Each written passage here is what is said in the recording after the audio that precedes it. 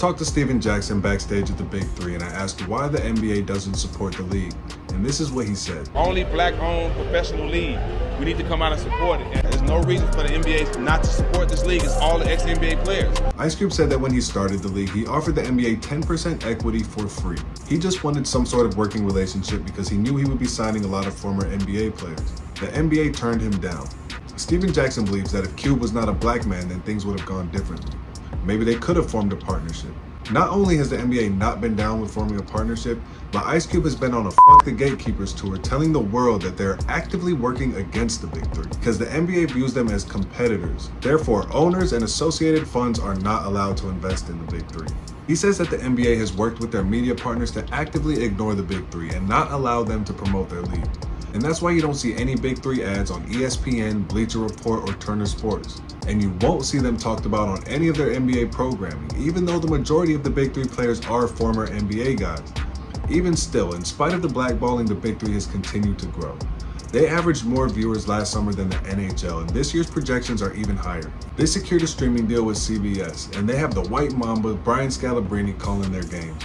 They clearly have the respect of the basketball legends and OGs, so they have the likes of George Gervin, Dr. J, and Lisa Leslie coaching their teams.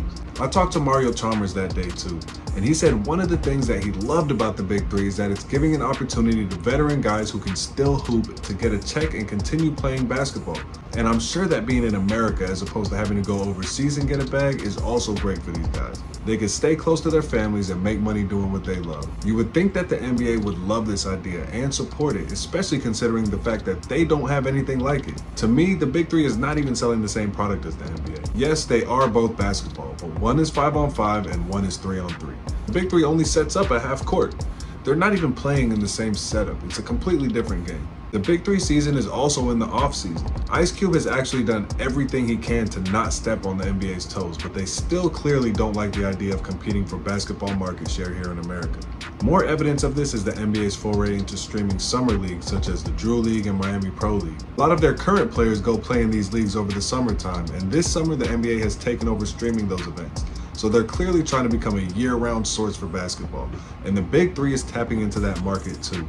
That's why they're bumping heads right now. While we were talking, Stak also said that he was the face of the biggest social justice movement ever behind George Floyd.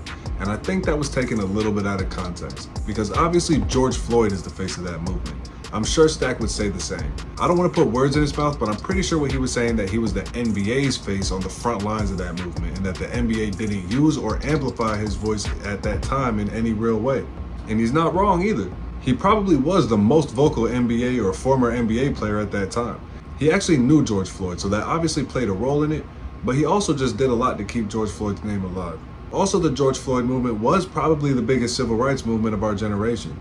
Maybe not the biggest ever, and maybe not the biggest in terms of impact, but in a lot of our lifetimes, it was definitely one of the biggest movements if we're talking about just a number of people that were protesting across a number of cities across the world. I mean, they were protesting in Paris and all over Europe. This was a huge movement, and it's hard to compare movement to movement.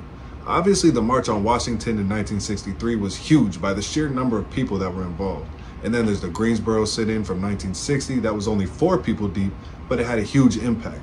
And then you have the riots after the Rodney King verdict in '92. So it's hard to say what the biggest movement was, but I digress. That's not even the point. The point is that we need to support the Big Three because Ice Cube and Steven Jackson and all these guys are saying that the NBA is trying to stagnate their growth and the Big Three is being blackballed.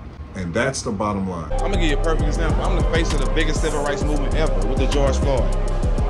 I'm an NBA champion, played in the NBA. The NBA didn't reach out to me for the Black Lives Matter, the movement for social justice or for equality.